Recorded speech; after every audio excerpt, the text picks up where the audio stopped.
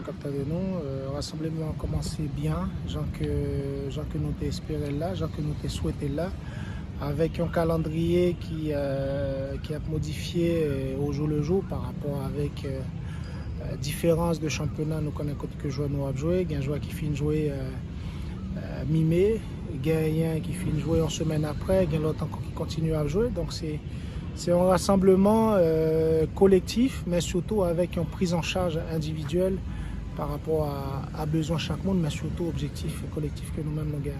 Coach, est-ce que tout le monde passe gens te prévoilé et est-ce qu'il y a un inconvénient? Si oui, qui s'allie? Inconvénient, oui, on va toujours jouer un inconvénient. Maintenant, nous, staff là chaque jour, objectif nous avec fédération, c'est faire en sorte à ce que les joueurs déjà nous récupérer dans de bonnes conditions. Pas oublier que difficulté, problème que nous gagnons là, nous sommes obligés de recevoir match nous pas bon ici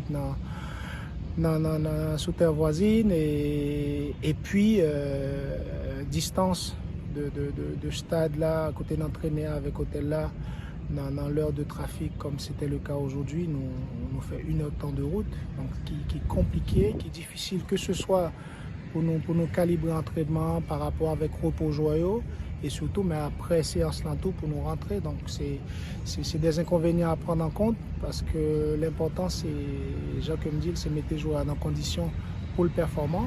Donc on va y penser, on va travailler afin de trouver la formule adéquate pour pallier les problèmes mais surtout trouver la solution qui nous convienne au mieux.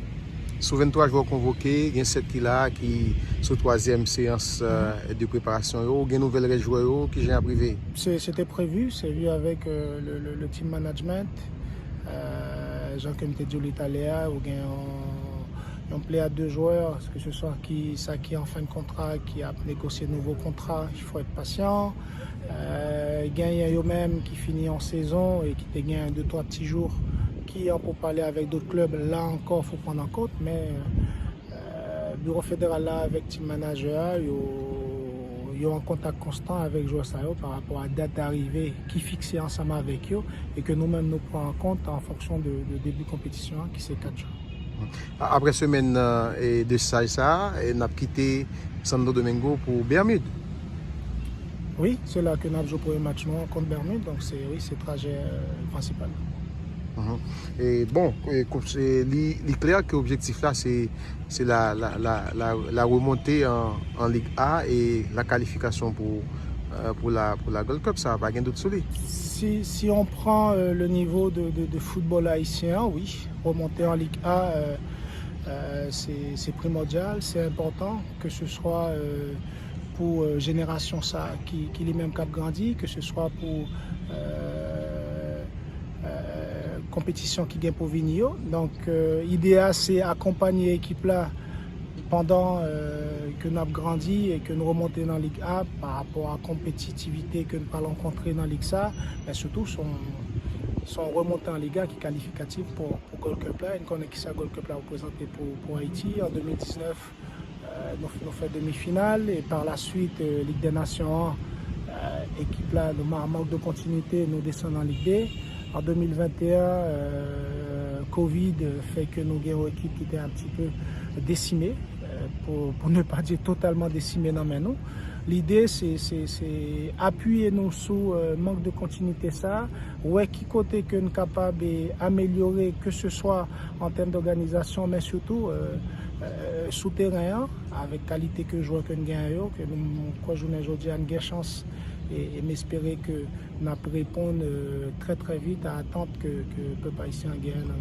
Justement, concernant ces objectifs, vous pensez qu'il y a moyen pour atteindre? Nous avons moyen. Nous avons moyen, avec tout respect pour tout le monde, que nous avons chance pour nous jouer avec eux. L'objectif là, est pour nous, sans que nous pas rabaisser qui que ce soit, sans que nous pas mettre qui que ce soit inférieur. Nous concentrer nous sur nous, nous avons un objectif. Maintenant, c'est nous-mêmes qui pouvons battre nos moyens pour aller chercher l'objectif. Ça, c'est pas facile. Le football là, il n'est pas joué dans la bouche. On a plusieurs exemples ces derniers temps. C'est pas équipe qui soi-disant pied équilibré sur papier qui gagne. Et nous, c'est ça qui gagne plus abnégation, qui peut-être aussi met en valeur ses valeurs justement, met en exergue ses valeurs et qui les respecte. Et c'est ça que nous pensons que nous-mêmes nous prenons le travail au-delà de qualité sportive individuelle chacun. Il y a des têtes nouvelles qui dans le staff là ou qui font parler de eux? Tête nouvelle dans ce staff-là, c'est non, pas vraiment. Patrick Leguin qui était avec nous depuis match Guatemala. Patrick, c'est le papy du staff, 60 ans, qui est passé par que ce soit Monaco, vice-champion, finaliste Ligue des Champions, champion de France, Coupe de la Ligue, Neuchâtel. Tours, Laval, Châteauroux avec Marco Simone qui aujourd'hui a une petite expérience dans le football haïtien. Moi, j'espère qu'il est capable de continuer avec nous.